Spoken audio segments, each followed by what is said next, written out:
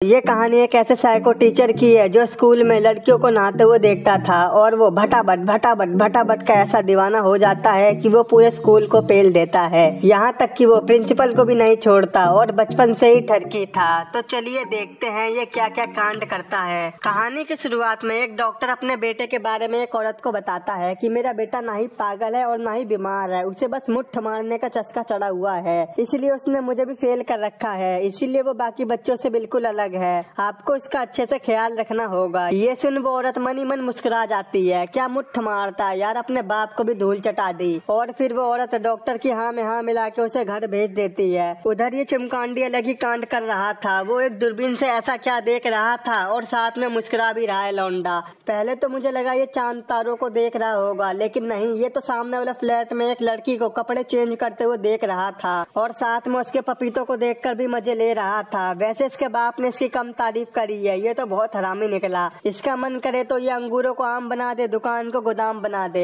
अब चिमकांडी ये सब देख ही रहा था कि तभी वहाँ पर वही डरावनी औरत आ जाती है। वो कहती है, हाँ चिमकांडी क्या देख रहा है? तो चिमकांडी कहता है, कुछ नहीं, मैं तो चांद तारों को देख रहा था। तो वो कहती है, अच्छा जरा मैं भी तो देखूं। जैसे ही वो देखती है तो उसके होश उड़ जाते हैं। अरे दादा, यू का देख रहा है, छी छी छी छी। सही कहा था तेरे बाप ने, तूने उसे भी फेल कर रखा है। वो उसे तुरंत एक चपेट लगाकर उसे कमरे में बंद करने को कहती है, क्योंकि चिमकांडी का बाप उसे साइंटिस्ट बनाना चाहता था और वो जानती थी कि औरतों के चक्कर में पड़कर आज तक किसी का भी भला नहीं हुआ है, बल्कि वो मजनू बन जाते हैं। इसीलिए उन्होंने चिमकांडी की पढ़ाई स्कूल से ना करवा के घर से ही करवाई है, कहीं ये स्कूल में किसी को लपेट ना दे। और अब चिमकांडी की खिड़की भी बंद कर दी जाती है और वो औरत हंसते हुए कहती है, अब तू सही से रहेगा। और ये देख चिमकांडी की फटके 64 हो जाती है। अब हमें 20 साल बाद का सीन दिखाया जाता है, जहाँ हम चिमकांडी को कुछ साइंटिस्टों के साथ एक मीटिंग में देखते हैं। यानी कि चिमकांडी अब साइंटिस्ट बन गया है, लेकिन बाकी साइंटिस्टों की बातों से हमें पता लगता है कि चिमकांडी की पर्सनैलिटी उनकी नजरों में काफी खराब है। वो उसे घंटा भाव नहीं देते क्योंकि वो उसे झोला छाप साइंटिस्ट समझते हैं। और आज वो सभी यहाँ पर इसलिए इकट्ठा हुए थे क्योंकि चिमकांडी ने एक ऐसा सीरम दिखाना चाहता था जिसे लेने वाला शख्स गायब हो सकता है। यानी कि उसने लोगों को गायब करने वाला सीरम बना लिया था और इस सीरम का असर कुछ ही घंटों के लिए रहेगा, उसके बाद वो फिर से विजिबल यानी दिखने लगेगा। चिमकांडी की ये सारी बातें बाकी साइंटिस्टों को बेकार लगती हैं। वो कहते हैं, ओ चिमकांडी बावला हो गया है क्या? लेकिन चिमकांडी को अपने ऊपर बहुत कॉन्फिडेंट था। जैसे ही वो सीरम को अपने अंदर इंजेक्ट करता है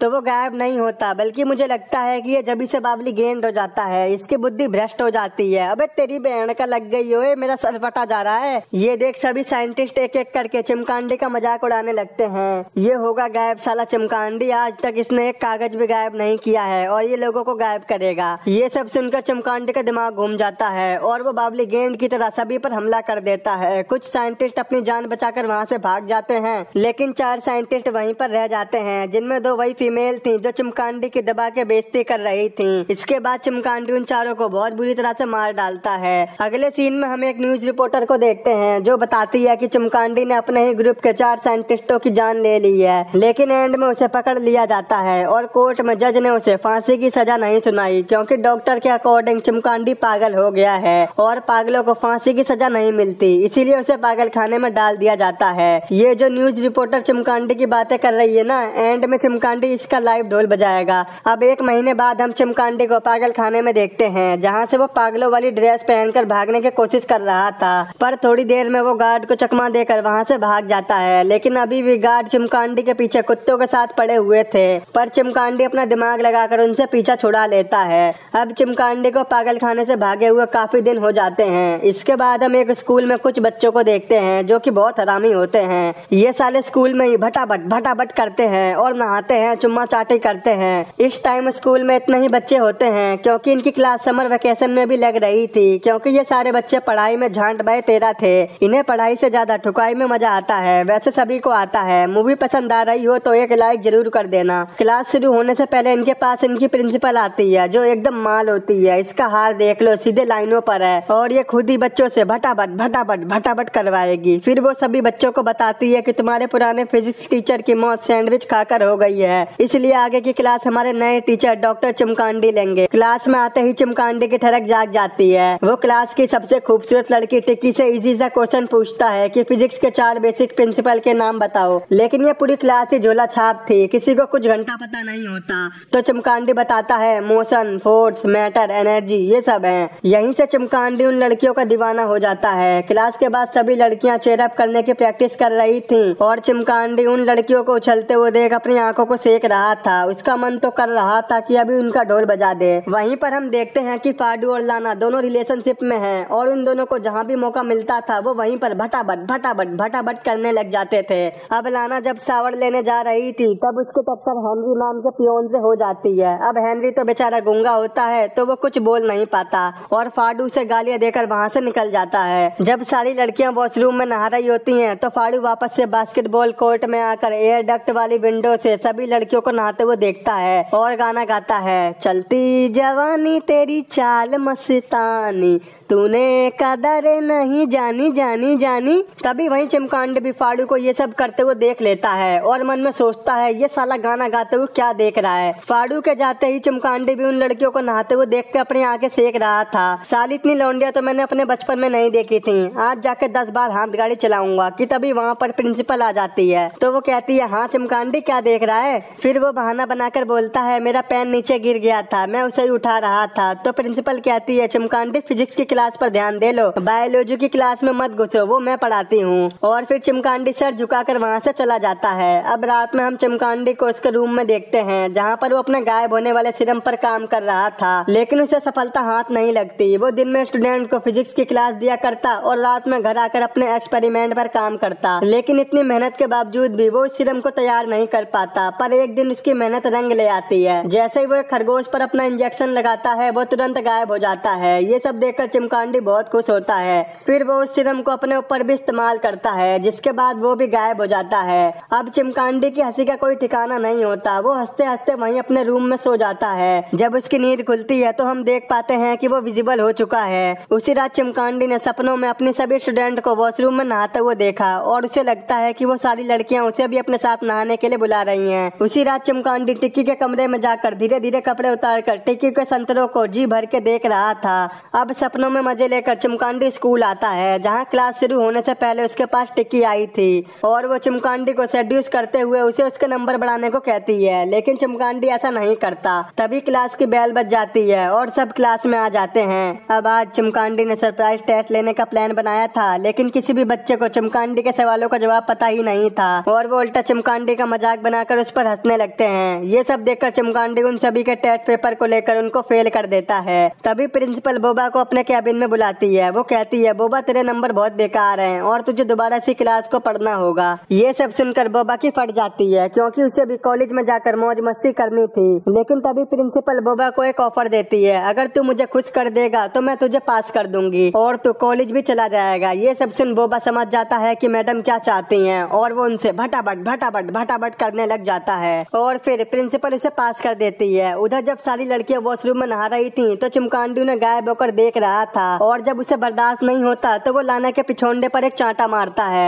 वहाँ लाना को समझ में नहीं आता कि आखिर उसे चांटा किसने मारा। वहीं हेनरी भी एयर डक्ट वाली विंडो से लड़कियों को नहाते हुए देखकर अपना शौक पूरा कर रहा था कि तभी वहाँ पर बूबा आकर कहता है, ओ क्या कर रहा है बे, भाग यहाँ से, साफ सफाई में ध्यान दे ले। और वो खुद लड़कियों को नहाते हुए देखने लगता है। अब रात में जब चिमकांडी सो रहा था तो उसे बहुत ही बुरे सपने आते हैं जिसमें उसकी मॉम और डॉक्टर के साथ सभी लड़कियां हंस रही थी।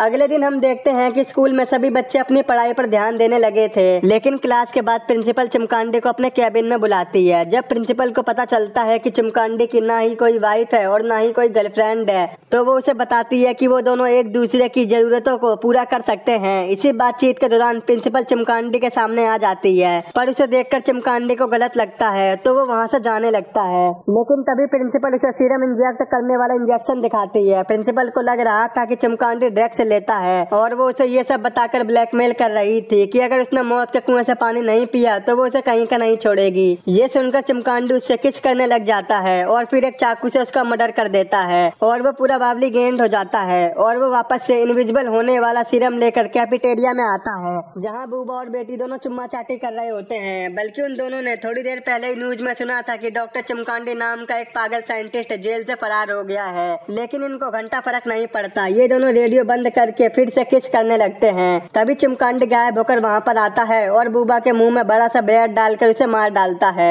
ये देख बेटी को समझ में नहीं आता कि बूबा को किसने मारा और वो डर के मारे वहाँ से भागने लगती है, लेकिन चिमकांडी उसके कपड़े फाड़कर जाकर एक पाइप से गला घोटकर उसे मार डालता है। वहीं जोल और जॉर्डन बाथरूम से रेडी होकर स्कूल से बाहर जाने वाली थी, लेकिन उन्हें मेन गेट बंद मिलता है तो वो पीछे के रास्ते से जाने का सोचती हैं और आगे जाते ही हॉल में बेटी की लाश देखकर वो दोनों डर के मारे भागते हुए क्लासरूम में आती हैं, जहाँ पहले से ही चिमकांडी बैठा होता है। वो दोनों उसे बताती हैं कि सर, बेटी को किसी ने मार दिया है और उसकी लाश हॉल में पड़ी है। ये सुनकर चिमकांडी क्लासरूम से बाहर जाकर गायब होकर फिर से अंदर आता है और सबसे पहले वो जोल के कपड़े फाड़कर उसका सर एक्वेरियम में डालकर उसे मार देता है।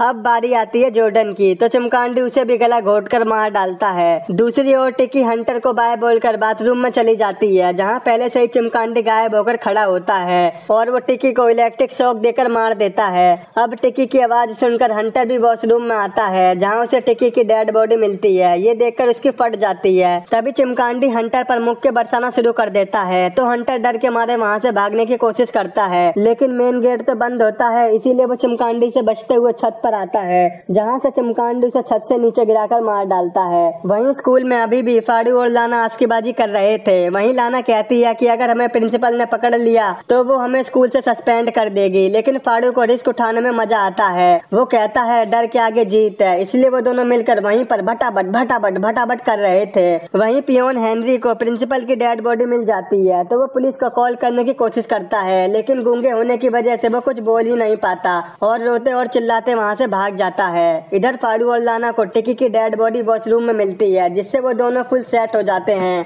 और जब हेनरी चिल्लाते हुए उनके पास आता है तो फाड़ू उसे ही किलर समझकर उसकी पिटाई करने लगता है, लेकिन तभी वहाँ पर गायब चिमकांडी आकर लाना को मारने लगता है, तो फाड़ू भी जैसे तैसे करके चिमकांडी से फाइट करने लगता है। थोड़ी देर बाद चिमकांडी वापस विजिबल हो जाता है, पर फिर भी वो फाड़ू को मार मार कर बेहोश कर देता है। वहीं चिमकांडी लाना के सर पर कूद कर उसे जान से मार देता है और अब इतना खून खराबा मचाने के बाद चिमकांडी अपने घर पर आकर अपना सामान पैक कर रहा था कि तभी वहाँ पर फाड़ू बंदूक लेकर आ जाता है। फाड़ू को जिंदा देखकर चिमकांडी भी हैरान था कि ये साला कैसे बच गया। तभी वो फाड़ू का ध्यान भटकाकर जल्दी से इनविजिबल सीरम लगा लेता है, जिसके बाद फाड़ू सही से निशाना नहीं लगा पाता, लेकिन चिमकांडी से लड़ाई के दौरान उसने भी एक इनविजिबल सीरम खुद को लगा लिया था, तो वो भी गायब हो जाता है। और जब दोनों में मुकाबला बराबरी का हुआ तभी अचानक से गोली चलने की आवाज आती है और हम देखते हैं कि फाड़ू का सर कद्दू की तरह फट चुका है। तभी वहाँ पर दो पुलिस वाले आ जाते हैं, यानी कि फाड़ू ने चिमकांडी के पास आने से पहले ही पुलिस वालों को इन्फॉर्म कर दिया था, लेकिन ओवर कॉन्फिडेंस के चक्कर में फाड़ू ने अपनी जान गंवा दी। अब फाड़ू के मरते ही उसकी बॉडी विजिबल हो गई थी और चिमकांडी अभी भी इनविजिबल होता है, तो पुलिस वालों को लगता है कि यह डेड बॉडी चिमकांडी की है और उसने सुसाइड कर लिया है, तो वो वहाँ से चले जाते हैं और उनके जाने के बाद चिमकांडी भी हंसते हंसते वहाँ से निकल जाता है। अब हम एंड में उसी न्यूज रिपोर्टर को देखते हैं जो ये सारा कांड नेशनल टेलीविजन पर बता रही थी कि कैसे चिमकांडी ने स्कूल में घुसकर बच्चों के साथ प्रिंसिपल और पियोन तक को मार दिया और एंड में चिमकांडी ने खुद सुसाइड कर लिया। अब ये बोलते ही उसकी शर्ट फट जाती है। ये काम चिमकांडी ने इनविजिबल होकर नेशनल टीवी पर किया था, जिससे उसकी इज्जत चली जाती है और सबको पता चल जाता है कि चिमकांडी ने इनविजिबल होने वाला सीरम बना लिया है और यहीं पर यह मूवी खत्म हो जाती है।